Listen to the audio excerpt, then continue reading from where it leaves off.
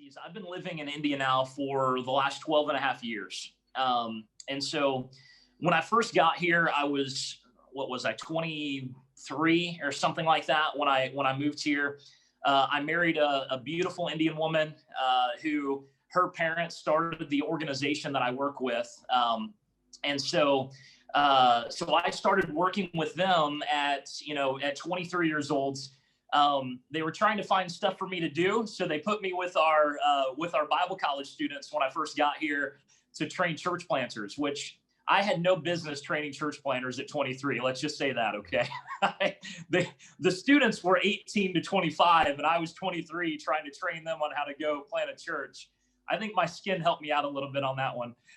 But so I was basically making stuff up as I went and was trying to figure this whole thing out on the fields, trying to learn language and culture and all that all at the same time with a brand new bride. But at that time, we were really in more of a traditional model of addition. So we were doing a lot of adding churches, adding disciples. I really had no concept of really multiplication. About 5 years in, I'd say, after I really started to get, my feet on the ground here and really start to get going on things, we saw a great amount of fruit. God was moving in great ways. But we really had a vision for this entire nation to be reached with the gospel, and not just this nation, but the surrounding nations as well. And so when I looked at the population of this country and saw that there was 1.3 billion people that we wanted to touch with the love of Jesus, I realized super quickly that addition just wasn't going to cut it. It wasn't. I remember, man, 5 years in, I got out my calculator and I tried to think of the biggest number I possibly could of how many people could we reach every year to reach this nation. I thought, man, if I could maybe we could raise up the next Billy Graham or Reinhard Bonnke and we could reach this whole country, or whatever. And I plugged in a big number. I forget what it was. I think it was like 100,000 people. What if we could reach 100,000 people per year? And it still was going to take like 13,000 years to reach India. Something crazy. And it didn't matter how many zeros I added. It was like, this is impossible with this method. Like there's no way addition can actually reach this country. There's just not a way it can happen. And so we began to pray, we began to fast, we began to really seek God's heart. And the very first thing, Steve, that I came into contact with in any sort of multiplication world, which is a little bit different than most movement practitioners that I talk to, is a mentor of mine introduced me to a guy online. I mean, he passed away, but back in the 1950s, Dawson Trotman with the Navigators. And so Dawson Trotman preached a sermon back in the 1950s there's still an audio recording of it online called Born to Reproduce. Mm-hmm. And I listened to that message, man, and it blew my mind what this guy was talking about, just about how we were designed by God to reproduce disciples. Like that's what we were created to do. All of creation was designed to reproduce. And as disciples, we were designed to reproduce. And if we weren't, then there was a big issue with who we were as believers. And I remember him making a passing comment, Steve. He was talking to insiders in his Navigator movement. So he was using insider language that I didn't always catch what he was saying. And one thing he said was, well, you guys, you know what I'm talking about. If we did this, we could reach the world in 10 years. And I'm like, what? Reach the world in 10 years? Like what's that even mean? And so I remember pausing the audio and pulling my calculator back out again. And that's really when the exponential curve of multiplication really hit me on, man, if we really did this and we really started multiplying disciples that would multiply disciples, it really is doable in this generation to reach an entire nation with the gospel. It really is doable. It's not a promise that it'll happen, but it is possible, because with addition, it just wasn't possible in my mind. And that's what made it possible, was this whole idea of multiplication. Right after that, I was introduced to T4T by Ying Kai, the book T4T. I devoured that thing, man, front and back, left and right, as much as I possibly could. I read your book as well. Actually, two of them, Movements That Changed the World and What Jesus Started, and just poured as much time, energy, and attention as I could on this movement thing. I wasn't in a network yet. I wasn't a part of No Place Left yet. I wasn't a part of any of these things yet. And so after reading T4T, I basically just started trying to do what he said to do in the book. So we created some content and started to try to get into the movement world or the multiplication world. And I remember preaching in our church on a Sunday morning when it was all starting, Steve, and on any given Sunday, we usually have about 1,000 people at our church. And I preached a message of just vision, right? It's a legacy church. It was started about 100 years ago by missionaries. And so I'm preaching this message, the only white guy in the room, okay, vision casting for multiplication, for movement. And in my mind, it was going to be a Pentecost Sunday. It was going to be like 3,000 people coming and saying, I want to be a part of that, or whatever. And so I preached this message and I'm like, hey, come up to me afterwards if you want to be a part of this. And out of 1,000 people, 12 people came up and said, I want to do this, which that's a good number, right? I know a couple people that had 12 people, right?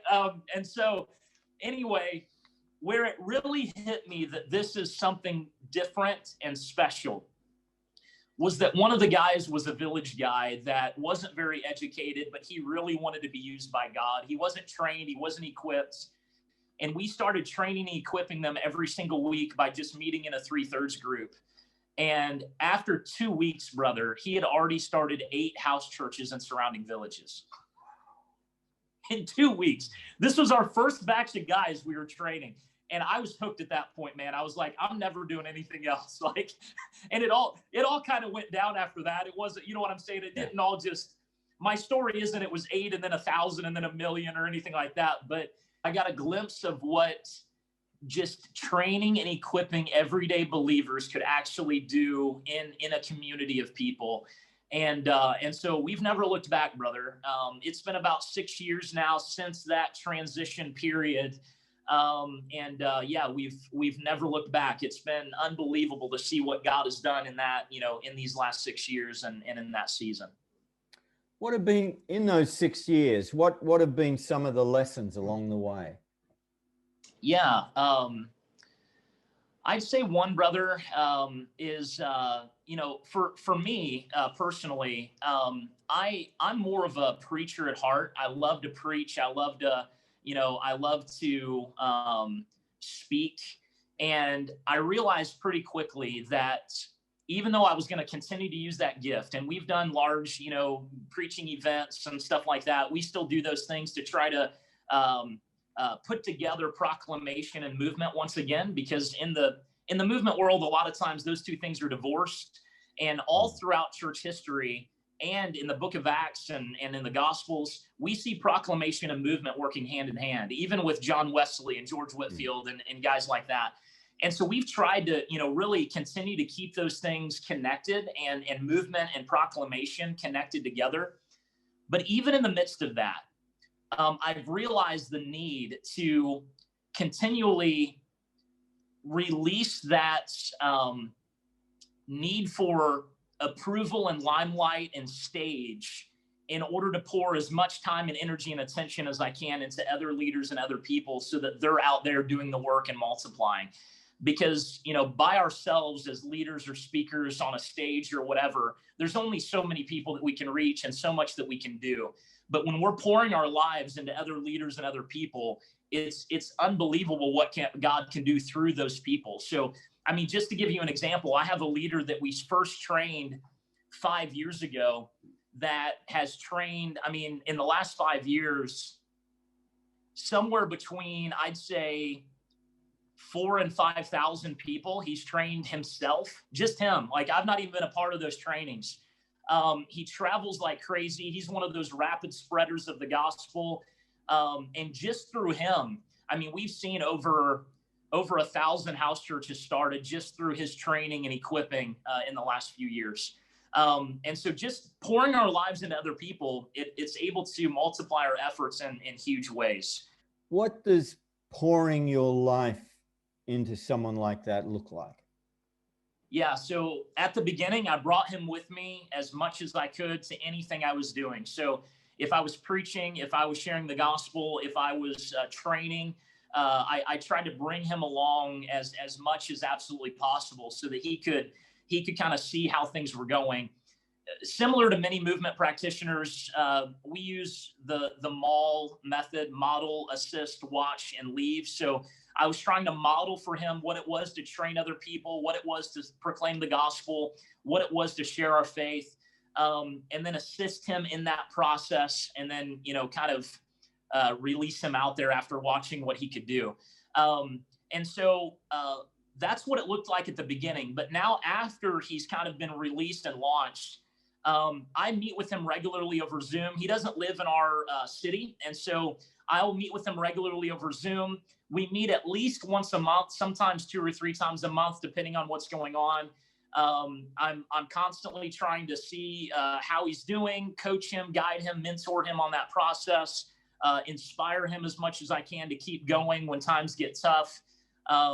We still do things together, even though he's trained, so many people and all of that. We'll still come together on occasion and do trainings together and travel together and things like that. So we try to spend as much face-to-face time as we can, and Zoom-to-Zoom time as we can as well, as much as we can. Yeah. What are some of the other key things that you've learned over the last 6 years? Yeah. I mean, the power of movements is in reclaiming the priesthood of all believers. It's everyday people that are doing this work. In the last 6 years, Steve, we've seen over 4,000 house churches started in the last 6 years since we started from movement to this whole multiplication stuff. And the major majority of those were from everyday people in the church, not trained pastors, not, leaders. These were everyday people that realized that the seed of movement is inside of them, that the Holy Spirit, the same Spirit that raised Jesus from the dead, is inside of them as well. And they have the power and the ability to go out there and make a great impact for the kingdom.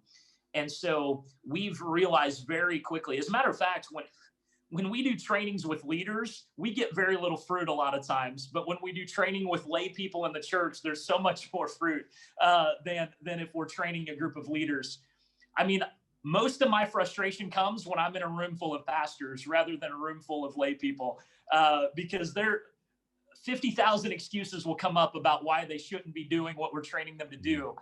But with everyday people in the church, they're just wanting to do something for Jesus. I mean, they're just wanting to get out there and make an impact. And so we really want to try to release as many everyday people as possible to get out there and do the work of the kingdom. And so that's been a huge thing, brother. We try to focus as much on those types of people as we can.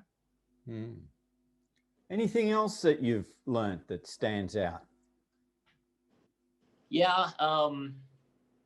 I'd say, so we also now use the 4 fields in our movement training.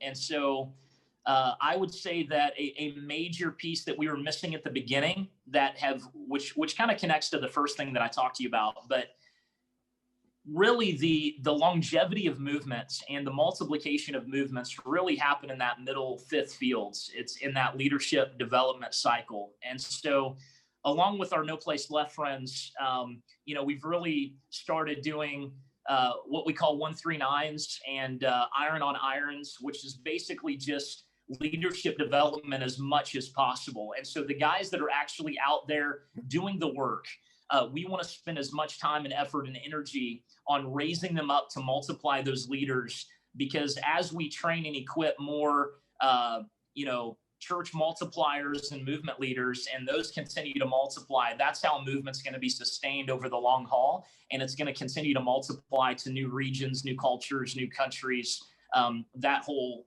thing. And so I would say that, which has been honestly a struggle for me, Steve. I'm more of a let's go get them, big visionary, all that. And so to kind of get into the weeds with people and really dig down and get deep into their work and stuff has really been a struggle for me personally. And so I've got guys on my team that are really, really good at that really help, push that side of things forward. I still dig my hands in it, even though I'm not very good at it, because I know how important it is. But I've got a few guys on my team that are just incredible at that side of things that have really helped build up and train that, higher level leader so that they can continue to go out and multiply more movements.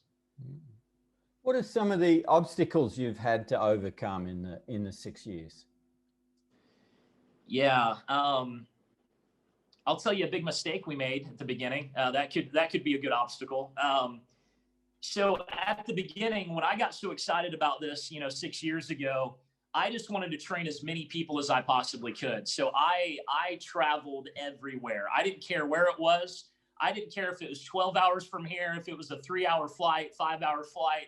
I didn't care. I just wanted to train as many people as we could in this process, which is good. It's not bad, but we spread ourselves so thin that we weren't able to really filter out the people in those areas we were training in order to spend more time with them and actually get good traction in those areas. So I feel like we lost a lot of momentum at the beginning because we spread ourselves so thin. And I was training people up in North India, South India, a different country, Bangladesh and Sri Lanka or wherever. And we were just all over the place. And I felt like I needed to train as many people as I could to find the few, really good movement leaders. The problem was that because they were so far away and so spread out, there was no way for us to truly follow up with those people and filter them out and make sure which ones we needed to work with. And so learning how to really laser focus on an area for a season and make sure that there's traction there, and make sure, even if it's not me personally, one of our team members is focusing on a region in order to make sure there's traction going before we just, spread ourselves out so thin.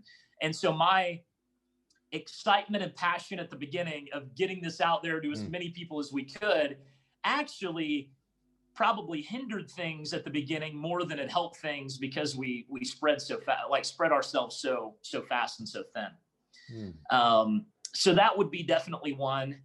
I'd say another big one is that at the beginning, especially, so we just talked earlier about pouring our lives into other leaders and things like that. At the beginning, I did not do a good job at that at all. I was the one doing all the trainings. I was the one who, had the golden tongue. It had to be from me. It couldn't be from anyone else. I do it better than everybody else, and I've got to be the one to do it. And so I was doing everything. And then I realized after a couple of years of doing it like that, man, wouldn't it be way better if there were 5 or 6 people that could do this, or 10 people that could do this, and we could be doing trainings in 10 different locations at one time, or 12 different locations at one time? Wouldn't that be a whole lot better than thinking I've got to do everything? And then I realized that some of my national leaders are probably actually better trainers than me anyway. And so they need to be the ones out there doing it. And so that was a mistake and an obstacle that I had to overcome personally, was really just releasing that power and authority and responsibility to other leaders that could take it and do it. And even though at the beginning, they may not have been as good at training as I was, because they had not done it yet. I had done it tons and tons of times. And so once I began to release that and let them do it, even though they might have made mistakes and things like that, slowly and surely, as they got more and more repetitions under their training belt, they became incredibly amazing trainers. And now, like I said, some of them are better than me, and I'd rather them do training than myself.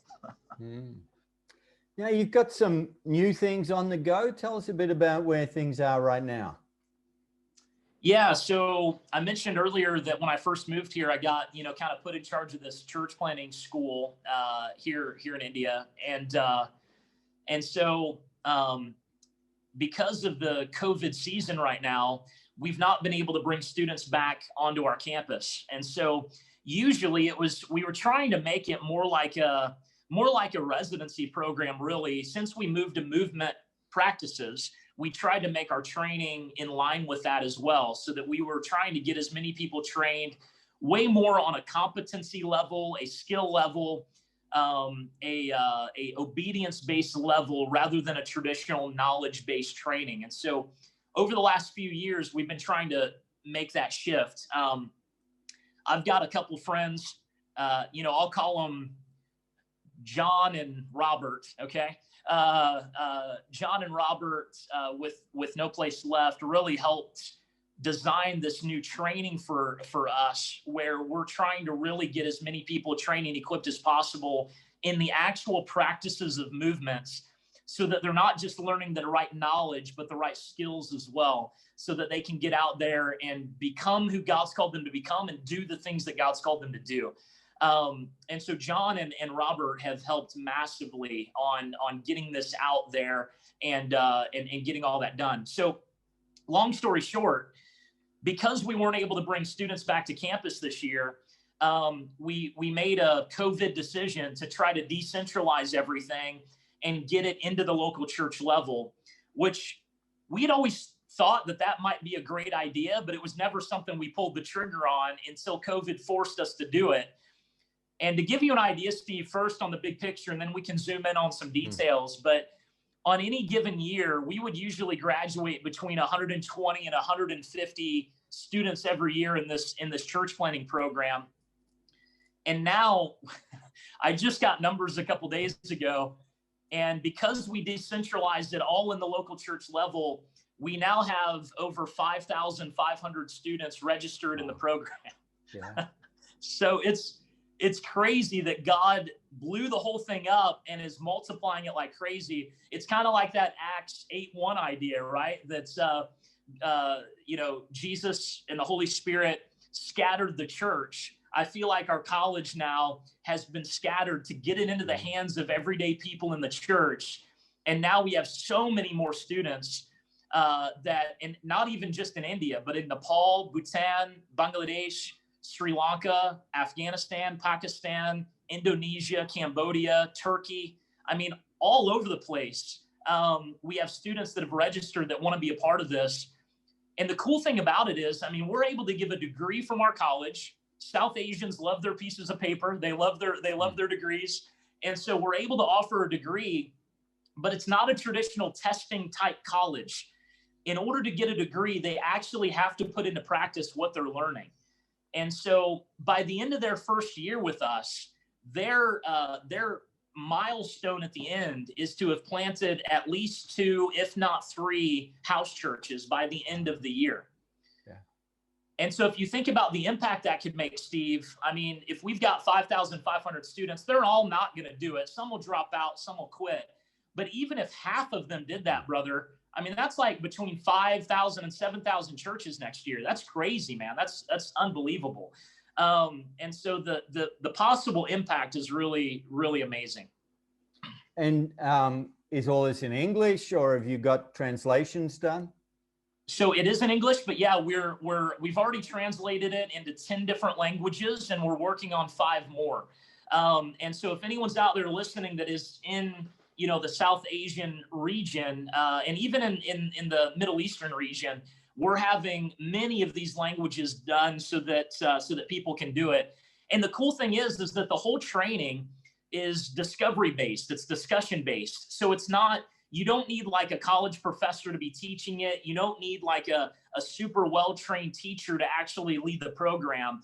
Our team really looked at the adult learning styles and realized that if we did a traditional lecture style training, people are only remembering about 5% of that anyway. But if they do a discovery and discuss it and practice it, then they're learning, 80 to 90% of what they're remembering 80 to 90% of what they're learning. And so it's all discovery based. It's all practice based. It's all obedience based to get them out there in the harvest doing the work.